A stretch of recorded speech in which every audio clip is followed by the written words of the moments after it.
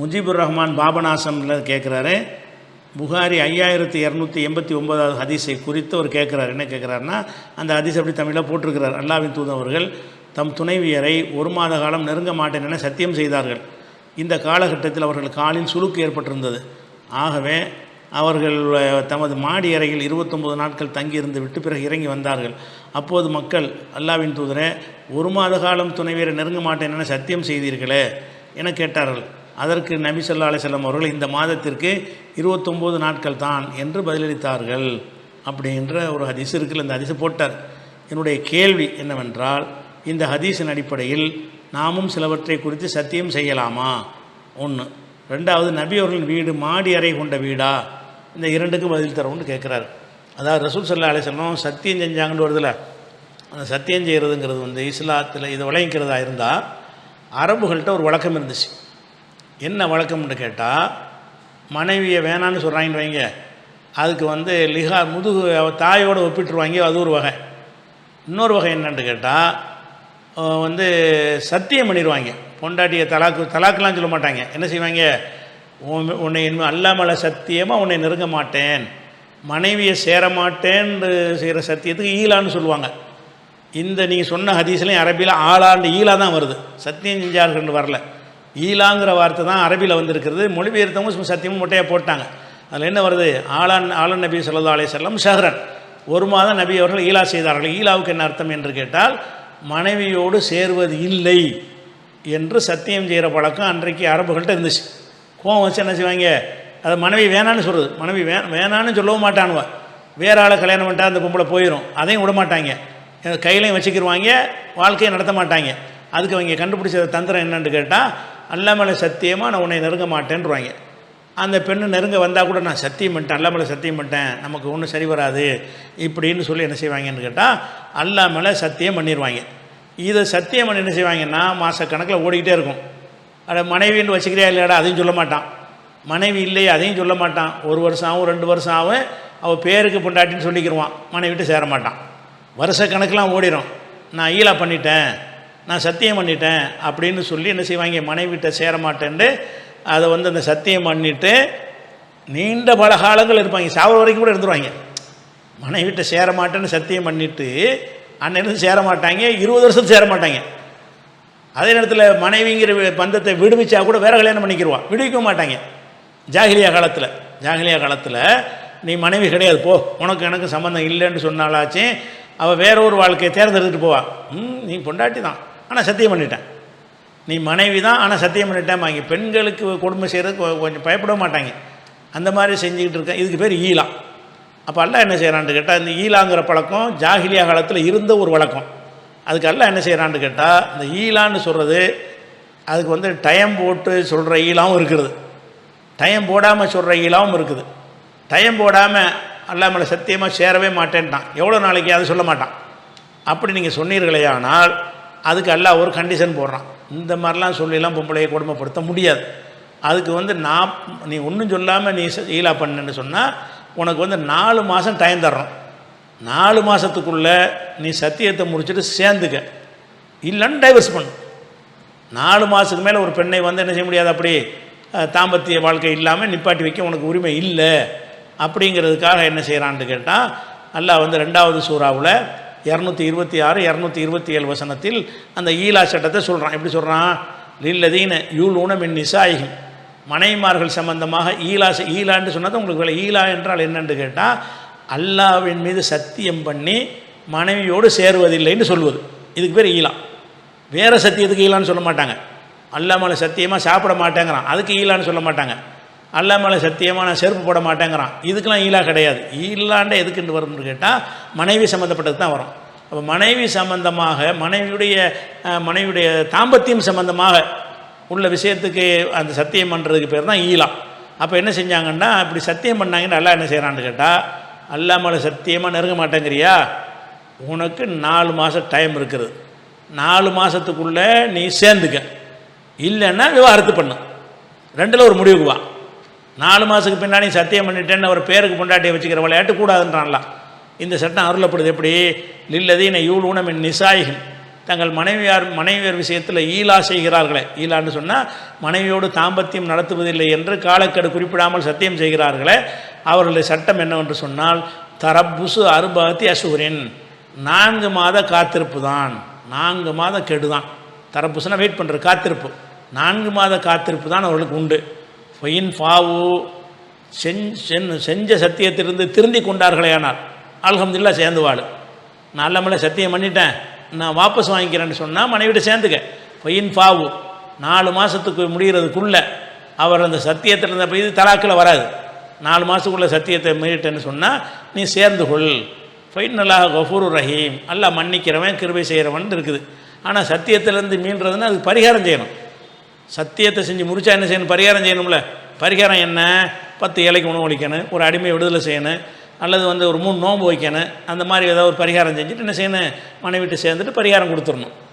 சரி, ஒய் நசமு தலாக், 4 மாதம் முடிச்ச பிறகு இல்லை வேணாம் தலாக்கு தான் அப்படின்னு நின்றானே ஆனால் போய் நல்லா அதையாவது சொல்லு. அல்லாஹ் எல்லாம் பார்த்துக்கிட்டு கேட்டுட்ருக்கான். ஒன்று சத்தியத்தை முறிச்சிட்டு சேர்ந்துக்க. சும்மா காலத்துக்கெல்லாம் சேரமாட்டேங்கிற விளையாட்டு இஸ்லாத்தில் கிடையாது. 4 மாதம் தான் கெடும். 4 மாதத்துக்கு இன்றைக்கு நம்ம பார்க்குறோம் எத்தனை பேருக்கு இந்த அல்லா மேலே சத்தியமாகன்று சொல்லாமலேயே எத்தனை மனைவிமார்களோடு வாழாமல் வாழாவட்டியாக வச்சுக்கிட்டு இருக்கக்கூடிய அயோக்கியர்கள்லாம் இஸ்லாத்தின் பேரில் இருக்கிறாங்க. உனக்கு வேணும்னா வேணான்னு சொல்லு, வேணாட்டி வேணான்னு சொல்லு. விவாகரத்து பண்ணுன்னு அந்த பஞ்சாயத்துகள் நடத்தும்போது நாங்கள் பார்க்குறோம். இவங்க பண்ணுற கொடுமை அபூஜஹல் செஞ்ச கொடுமையை விட ரொம்ப அதிகமாக இருக்கிறது. மனைவியை விவாகரத்தை அந்த பொம்பளை வேணாங்குது இல்லாட்டி விடுறான்னு கேட்குறா, விவாகரத்து பண்ணுறா, பஞ்சாயத்து இல்லாமல் பண்ணுறான்னு சொன்னோம்னு சொன்னால் அதெல்லாம் முடியாது. எதுக்கு முடியாதுங்கிறான்? விவாகரத்து பண்ணிட்டா வேறு கல்யாணம் பண்ணிடுவாளாம். அதான் அவன் நோக்கம். நீ வாழ மாட்ட, நீ மனைவியை வச்சுக்கிறவும் மாட்டேங்கிற. அப்போ எதுக்கான இப்போ பேருக்கு மனைவின்னு வச்சுக்கிட்டு இருக்கிற? வாழ்க்கை செலவு கொடுக்க மாட்டான். அந்த பந்தத்தை கட் பண்ணிட்டோம்னா அவள் நல்ல வாழ்க்கை வாழ்ந்துருவா. அப்போ அவளுக்கு வாழ்க்கை தனக்கு வேணுங்கிறதுக்கு ஒரு முடிவு எடுத்தால் ஒரு அறிவுபூர்வமாக எடுத்துக்கலாம். அவளுக்கு வேணாங்கிறதுக்கு முடிவு எடுக்கிறான். அவளை கஷ்டப்படுத்தணுங்கிறதுக்காக முடிவு எடுக்கிறான். எடுத்து என்ன செய்கிறான்னு கேட்டால் இன்றைக்கி பஞ்சாயத்தில் நாங்கள் நடத்த நிறைய பஞ்சாயத்து இன்றைக்கி நிறைய தலாக்கு பெட்டிஷன் பெண்டிங்கில் இருக்கிற காரணம் என்னென்னு கேட்டால் இவன் மாட்டேங்கிறான். அவள் வேணாட்டி விட்டுருவோம். இப்போ நீனு வேணாங்கிற கூப்பிட்டு இப்போ மனைவியோட வாழ்கிறேன்னா வாழவும் மாட்டேங்கிறான். அம்மா வீட்டிலாம் இருக்கிறான், இருந்துட்டு போகிறாங்கிறான். எப்படா சேர்ந்தா வாழ மாட்டேன், அப்போ டைவர்ஸ் பண்ண மாட்டேன். அப்போ சேர்ந்து வாழவும் மாட்டேன், டைவர்ஸ் பண்ணவும் மாட்டேன்னா இவனுடைய நிலை இந்த மக்கத்து காஃபிர் நிலையாக இருக்குதா? இவனெல்லாம் முஸ்லீமா? மக்கத்து காஃபிர் நிலையில் உனக்கு பிடிக்கிட்டு விட்டு போவேண்டா. வேற ஒரு கல்யாணம் பண்ணி சந்தோஷமாக இருப்பாளா இல்லையா? அப்போ இந்த விவாகரத்தில் நம்ம ஜமாத்துகளில் கூப்பிட்டு விவாகரத்து கொடுத்தனான்னு இங்கே கோர்ட்டுக்கு போயிடுவான். என் மனைவியை என் அனுமதி இல்லாமல் விவாகரத்து செய்து விட்டார்கள்னு போகிறதுக்காக வேண்டி அதை பயம் காட்டி அதில் ஒரு கேஸை போட்டுவிட்டு அது 10 வருஷம் இழுக்கும். அப்போ ஒரு பெண்ணுடைய வாழ்க்கையை சீரழித்து நாசமாக்குறது. ஒரு மனைவியோட உனக்கு வாழ முடியலைன்னா அனுப்பிவிட்டால் வேற எங்கேயா வாழ்ந்துட்டு போகிறா, நீ வேற எவ்வளோ கல்யாணம் பண்ணிட்டு வாழ்ந்துட்டு போ. எதுக்காக வேண்டி அந்த நீ பேருக்கு மனைவியை பிடித்து வைத்து கொள்வது தான் இந்த ஈலாவில் இருக்கிறது. ஈலாவுடைய அம்சமே என்னன்னு கேட்டால் மனைவிக்கு குடும்ப வாழ்க்கை இல்லற வாழ்க்கை கொடுக்கறது கிடையாது, ஆனால் பிடிச்சி வச்சுக்கிறது. புட்டியை கையில் வச்சுக்கிறேன் ஆனால் வாழ்க்கை தரமாட்டேன். அதான் இப்படி மக்கத்து காஃபிர் செஞ்ச அதே வேலையை இன்றைக்கி முஸ்லீம் ஆண்களில் எக்கச்சக்கமான பேர் செய்கிறாங்க. இவன்ட்ட ஏதோ குறைபாடுனால ஏதோ ஒரு காரணத்தினாலேயோ அந்த மனைவிக்கு பிடிக்காமல் வீட்டுக்கு கோச்சிட்டு வந்துட்டான்னு வைங்களேன். சரின்னு திருந்திக்கிருந்து ஜமாத்தில் பேசி சேர்த்து விட போனோன்னா மாட்டேங்கிறான்.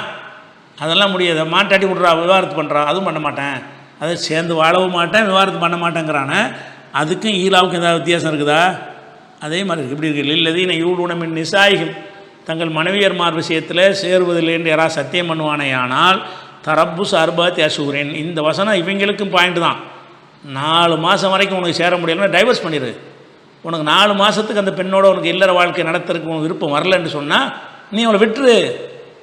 அவ்வளோதான் விஷயம். நான் பேருக்கு தான் வச்சுக்கிறேன்னு சொன்னீங்கன்னா நீ இந்த அல்லாவுடைய அந்த இதுக்கு பாவியாகுவாய், கண்டிப்பாக குற்றவாளியாகுவாய். மக்காவுடைய காஃபிருடைய அதே வேலையை நீ செய்கிறவனா ஆகுவாய். அதை வழங்கிக்கிறேன். தரப்புச்சு அர்பஅத்தி அஷ்ஹுரின், 4 மாதங்கள் தான் உனக்கு சந்தர்ப்பம். இந்த மாதிரி பிரிஞ்சு இருக்கிறதுக்கு 4 மாதம் தான் பிரிஞ்சு இருக்கலாம். ஃபைன் ஃபாவு, சத்தியத்திலிருந்து திரும்பி கொண்டார்களே ஆனால், திரும்பினா பரிகாரம் கொடுக்கணும், அது விஷயம். திரும்பி கொண்டார்களே ஆனால் ஃபைன் அல்லாஹ் கஃபூருர் ரஹீம், இல்லை அந்த சத்தியம் பண்ணது நான் மன்னிச்சிட்றேன், சேர்ந்து வாழ்ந்துக்க, பொண்டாட்டி சந்தோஷமாக இரு. ஒயின் அசமுத் தலாக், தலாக்கில் உறுதியாக இருப்பானே ஆனால் ஃபைன் அல்லாஹ் எல்லாம் கேட்டுட்டு தான் இருக்கான். உறுதியான உறுதிப்படுத்தப்ப எல்லாருக்கும் சொல்லு, என் மனைவி நான் விவாகரத்து பண்ணிக்கிறேன்னு சொல்லு. அதுக்கு என்ன மார்க்கத்தில் முறை இருக்குது, அதெல்லாம் செஞ்சு முடி. இதுதான் சட்டம். அப்போ மனைவிமார்களை வேணாம்னு சொல்லக்கூடியது வேணும். ஒன்று எஸ் சொல்லு, நோன்னு சொல்லு. ஒன்று வேணும்னு சொல்லு, இல்லை வேணான்னு சொல்லு.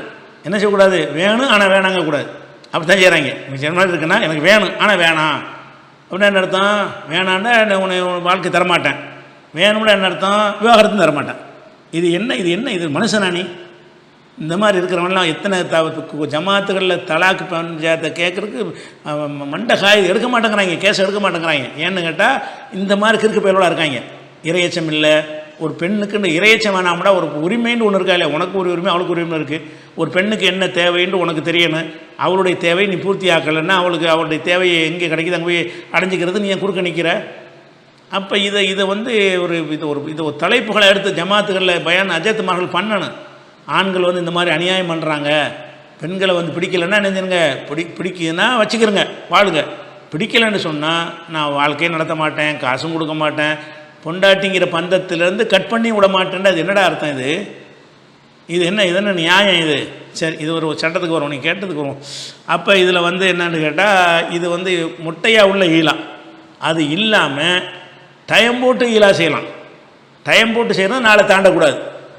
நீ தான் டயத்தை போட்டியில்லை, நீ டைம் போட்டியில் தன்னால் சேர்ந்துருவீங்க. அப்போ ஒருத்தர் என்ன செய்யறான்? ஏதோ கோபத்தில் தலாக்கு அளவு போயிடக்கூடாங்கிறதுக்காக வேண்டி நம்ம ஒரு மாதம் பிரிஞ்சிருந்து பார்ப்போம், அப்போ வச்சு சரியாக வராளா அப்படிங்கிறதுக்காக வேண்டி அல்லா மேலே சத்தியமாக ஒரு மாதம் நெருங்க மாட்டேங்கிறான். அதுக்கு பேரும் ஈலா தான். அல்லா மேலே சத்தியமாக 2 மாதத்துக்கு வரைக்கும் சேர மாட்டான். 2 மாதம் முடிஞ்சோன்னே சேர்ந்துக்கிடுவான். அவளும் என்ன செய்வா? டைம் போட்டதுனால 1 மாதத்துக்கு பிறகு நம்மளோட சேர்ந்துக்கிடுவார், மாதம்னு சொல்லியிருக்கிறார்ல அப்படின்னு அவள் நினச்சிக்கிடுவான்.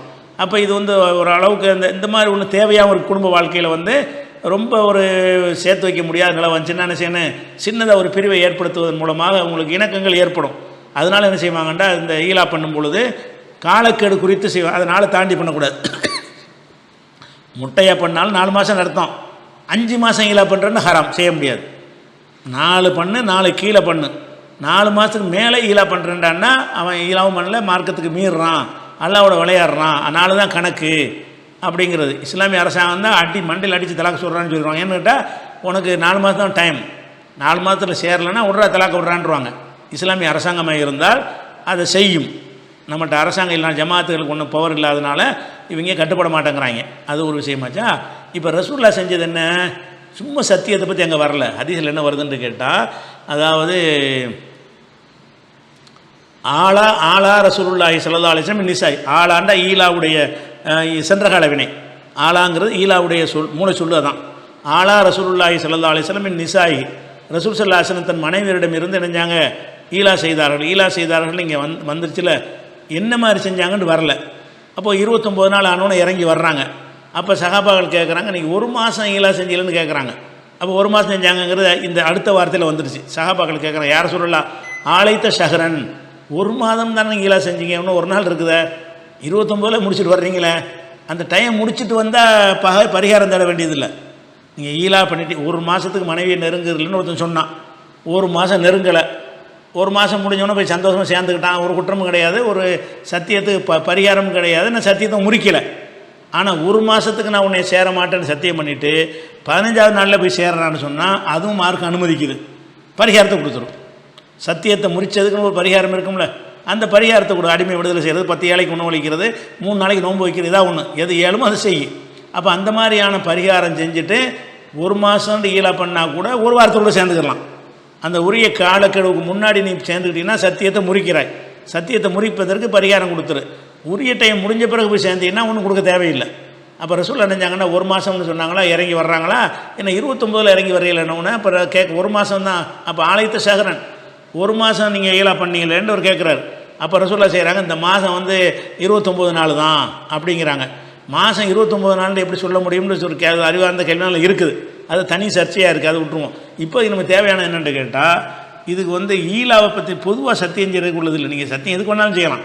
சத்தியம் செய்வது எந்த ஒரு காரியத்துக்கு வேண்டுமானாலும் நீங்கள் சத்தியம் செய்யலாம்.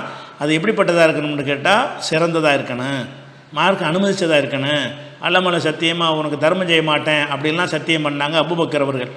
யார் மேலே? மிஸ்தகண்டு ஒரு ஆளுக்கு உதவி செஞ்சுட்டு இருந்தாங்க. அவர் ஆயிஷா நாய் மேலே பழி சுமத்துன்னு அவர் ஒரு ஆள் உதவியெல்லாம் நிப்பாட்டி விட்டாங்க. நல்லா கண்டிக்கிறான். ஏன்ப்பா நல்லது செய்ய மாட்டேன்டா சத்தியம் செய்கிறது, நல்லது செய்வேன்னு சத்தியம் பண்ணுங்க. நல்ல வசதி வாய்ப்பை தந்திருக்கும் பொழுது நான் உதவ மாட்டேன், அவனுக்கு நல்லது செய்ய மாட்டேன், அப்படியே சத்தியம் செய்கிறது, அல்ல மன்னிக்க நீங்கள் விரும்ப மாட்டீங்களான்னு கேட்டோன்னே அவர் சத்தியத்தை வாபஸ் வாங்கிட்டார். சத்தியம் செய்யுங்க. எதுக்கு செய்யணும்?